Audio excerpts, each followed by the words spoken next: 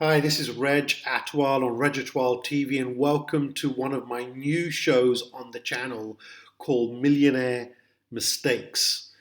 Some people talk about millionaire secrets, some talk about the millionaire mindset.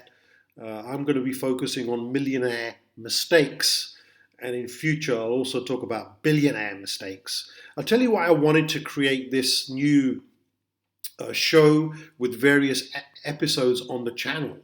Um, Mainly due to my own entrepreneurial journey. In my lifetime, I'm 47 years of age, and I remember, my earliest breakthrough from the age of 17 up to 21 years of age was making my first $1 million, and I lost it just as quickly, and learned some valuable lessons in my early 20s to then go and do it again in my 20s a second time round, only to then lose it again, but for different reasons, not from the first reasons. And then later on in my life, not necessarily losing it again, but losing millions of dollars, which didn't need to happen from, again, new lessons. And having gone through that journey a few times in my life to then go and build multi-million-dollar companies, not just for myself, but I've worked with over now 126 family business owners who are multi-millionaires in their own right as an advisor to them privately over a number of years and their families. And I've also worked with over a dozen billionaires now around the world privately, where I've been working with them over 1, 2, 3 years, one-to-one, as well as with their families and extended family members to support their family business legacy. And I've learned from them. I've learned where some of them have made big mistakes, lost money. Some of them had to start all over again in some situations. And in this show theme on my channel, I'm going to be sharing what some of those mistakes are. So I'm going to kick off straight away and ask you, first of all, if you're watching this, hit the subscribe button, put some comments down. Are you a millionaire today? Have you lost millions in the past? Would you like to become a millionaire? Now, it's not about the money as such, okay? Because at the end of the day, money is just a mechanism to get what you want or to do more good or to serve. I've never been driven by money as the number one thing at the top of my list or my motive. Money is important. It may be third or fourth thing on my list. I'm driven more about purpose, enjoying my work, making sure that I'm doing a good job and serving others and making a difference. That's what keeps me going. But I've also realized this, that once you really understand your natural talents and what you're good at, and you've got some sort of purpose in life, and you now are serving others with a product or a service, the more good you do, money will find you. Money will come towards you. So you don't have to worry about money if you are playing your part in serving people, making a difference, sharing. And now with the crisis this year, 2020, from the coronavirus COVID-19 situation and lockdowns around the world, this is a great time for you to discover a bit more about who you are, understand a bit more about, look within about what you want to achieve for the future, and just find ways of serving people, give them value, content, make something, design something, develop something, promote something, help someone solve a problem, help others manage or lead, something, but add value. And I found that that's more of like a secret rather than a mistake. But I would say one of the mistakes that I made early on in my 20s was really linked to my childhood. And your childhood can have a huge impact on how you make it in life and also how you can break it. And for me, when I grew up, I grew up with this scarcity mindset over money.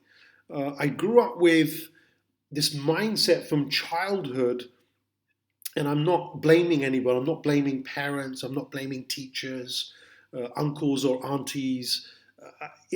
Sometimes you don't have that choice. It's circumstances at a young age, from age 1 up to 7 or 8 years of age, maybe up to 10 years of age. Whoever's in your environment ends up influencing you, and that influence is there. It's in your operating system.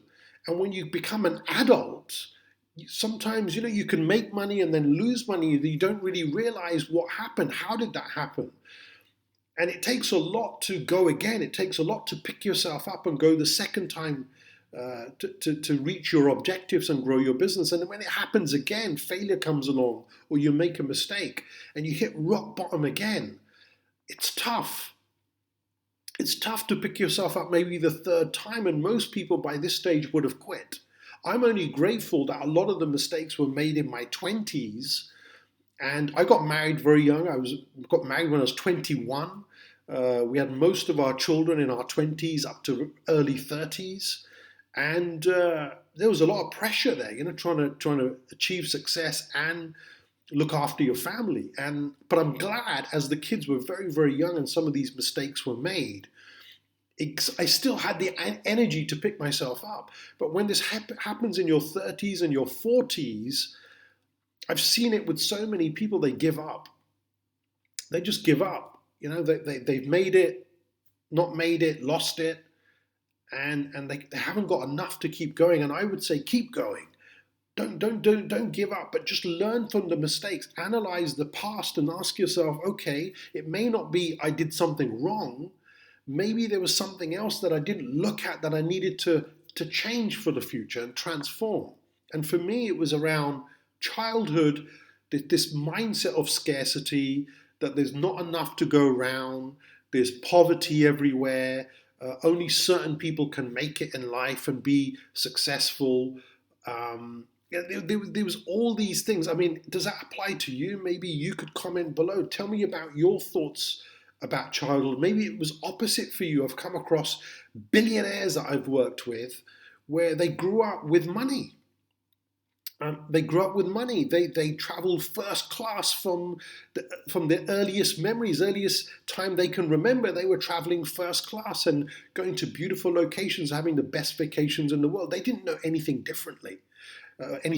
So their blueprint wasn't based on scarcity. Their blueprint was based on, oh, this is easy. We already have this around us. Now that could have a positive or a negative impact.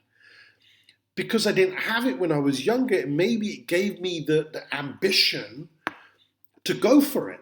I get this a lot with family businesses and owners who are wealthy and say to me, Reg, I'm concerned about the next generation because they don't have fire in their belly. They don't have the hunger to go for it because maybe we pampered them too much. We spoilt them. They were born with a silver spoon. You've heard these sayings, I'm sure. And they've lost that fire in the belly because it's like, I don't need to. But at the same time, I've met other people who grew up with money and a blueprint that everything is available and they've got no issues with making money, but they feel they have it and they can do good with it. They can add more value, or they're driven by, how can I build a startup and prove to other people in the family that I can also build something from scratch rather than just inherit something and become the successor of a legacy that's already being built. So I haven't got specifics of where I'm trying to go with this. This millionaire mistakes is something that popped into my mind. I had this urge that I wanted to talk about mistakes. And in this episode, the first one is to really study your childhood. Think about what people said to you. Think about other people's belief systems and how were those transferred maybe over to you. What did your parents say to you from a young age over and over again? What beliefs did you grab from them? Uncles, aunties, grandparents, maybe your teacher, friends that you were with. And if I think about money and we think about becoming a millionaire and keeping it and keeping your wealth and then continue to grow, what is your interpretation of money? Lots of other YouTube videos you could watch that talk about the mindset, okay? The millionaire mindset. There is a certain mindset required if you're going to make money, grow your business, and sustain it for the future and not lose it all. For me, when I had my first million at a young age, I really had no idea what to do. It wasn't a million in cash sitting there. It was in the business, okay? It was through the cash flow and the assets that were being built. And I destroyed that pretty quickly because I really didn't know how to handle it. So I would suggest for those of you who are first generation entrepreneurs watching this, next generation members who are going to start something, definitely find yourself a mentor. You need a mentor, an advisor, work with someone maybe who's been there and done it before, because once you make it, you've got to be able to manage it and not suddenly have this fear that now that I've got it, what if I lose it? Or I'm not worthy of having this, or I was just lucky. What happens if this doesn't continue in the future? There's certain beliefs that come in and fears that can kick in. And as a result, you end up sabotaging your success. So, I just wanted to share some of these thoughts with you in this short video today. I hope you got something from it. Leave some comments of maybe what I've left you with. Please subscribe to the channel. I'm doing this for families at a family level. I'm doing this for family businesses, people where they're family members working in a business environment, to inspire them, leave them with ideas. At the same time, I'm also trying to help next generation members and people out there who are trying to start businesses from scratch. Don't forget to watch some of the other videos and show themes that I've got on this channel. I've got next gen entrepreneurs with a whole bunch of interviews with next generation entrepreneurs that you must watch, who've built startups, built $1 million startups. In one of the episodes, someone has built multiple $1 million companies and who's still in their 20s. I've also got another show, Family Business Legacies, where I've interviewed people who've built 300, 400, $500 million and billion-dollar companies. And how did they do that? So thanks for watching. I'll be back on again. I'll try do this once a week and introduce a new episode for Millionaire Mistakes, and I'll share with you my next mistake next week. Today's one was not really a mistake that I created. It was more out of circumstances and from childhood beliefs and influences, but it was a mistake because I had to learn from it and be aware of it. So map out your childhood, look at what those patterns are, change some of your belief systems, rewire your operating system, and hopefully you can not only get there, you can sustain it. So thanks for watching. See you again soon. Bye for now.